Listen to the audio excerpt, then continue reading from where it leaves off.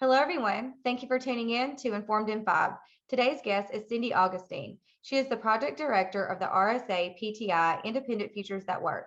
And today she'll be sharing information about the project and how it helps young adults with disabilities as they transition into adulthood.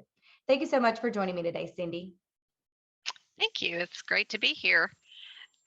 Such as Independent Futures at Work is a federal grant project through the Office of Special Education and Rehabilitation Services, the Rehabilitation Services Administration.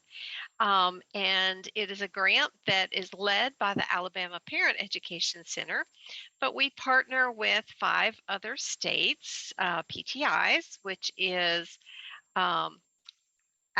the 6 states are Alabama, Mississippi, Louisiana, Arkansas, Oklahoma, and Texas. So kind of that southern 6 states down there.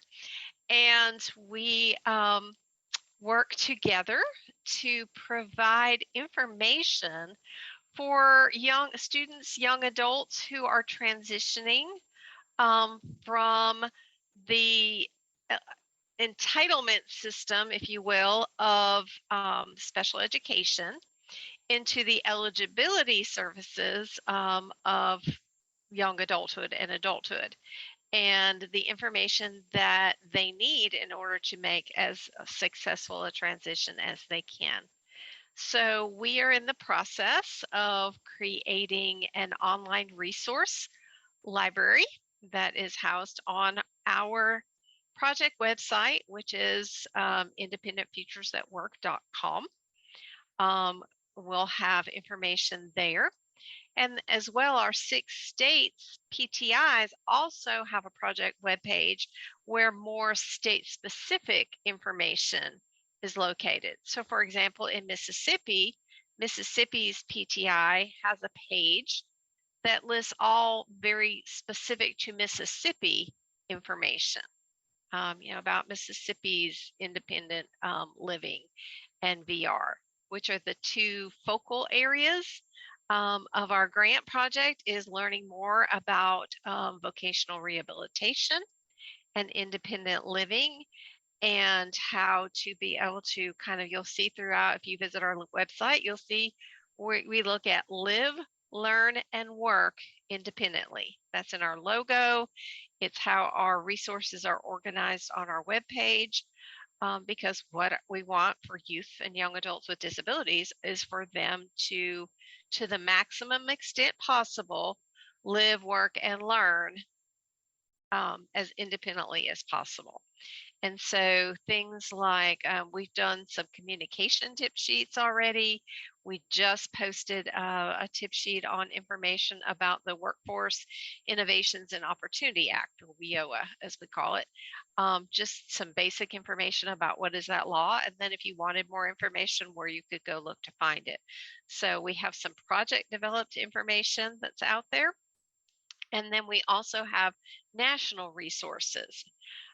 We're not necessarily recreating the wheel, but what we want to do is have some of that stuff that relates to that living, working, and learning independently in one place, so that you can go and access it. So it might be a national resource from, say, the Pacer Center, or it might be from the National Technical Assistance Center for Transition, the Collaboratives website, or might be in Virginia, that they have some really good transitions. So, but it's trying to kind of put it all in one place so it's more easily accessible, and you're not having to search here and there and here and there to pull your information when you want to learn.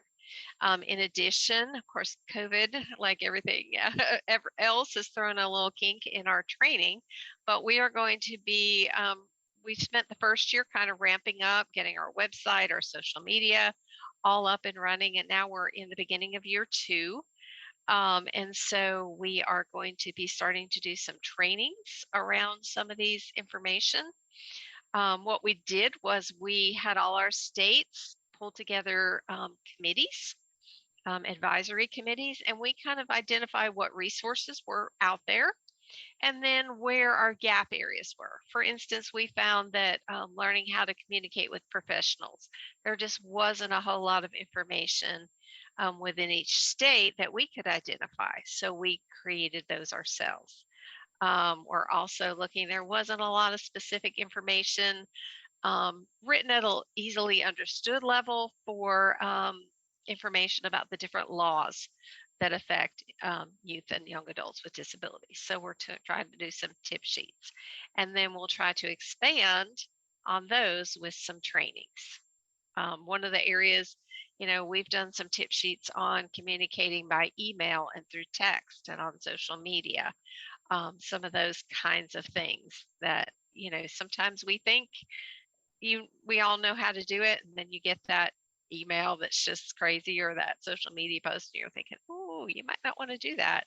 And these are all kind of geared towards helping you with getting employment, and with finding a place to live independently. And it may not necessarily even be living independently outside the home, but how can you live independently within your home? What kinds of things can you learn as a young adult in your home to make you be as independent as possible? Doing your laundry and cooking some basic meals and things like that. So learning how to keep up with your money and those kinds of things. So that's kind of the whole purpose of the grant. And we'll be continually adding resources, both created and national resources, onto our website. And we'll post things on our social media, which I believe you'll have some links to at the end of this video. And just trying to get as much information out there. And then as we grow, we're going to be having some trainings. We'll have some that are recorded, like this video, and we'll also have some that are live Zoom trainings. And then hopefully at some point in time, each state will be able to have some in-person training as well. So that's our project. So the best way to reach me would be through email, which is transition, which is spelled TRANSITION at alabamaparentcenter.com. And then our phone number is actually up in the corner of my screen. It's going to be 334-567-2252. And, again, my name is Cindy Augustine, but the email is transition@alabamaparentcenter.com. That's great. And thank you so much for coming on today and sharing this great information. It sounds like a wonderful new project. And I know over the next few years, it's just going to grow and develop and be a great resource for young adults with disabilities as they do make that very important transition into adulthood. So again, thank you so much. And I hope you have a great day. Thank you. You too.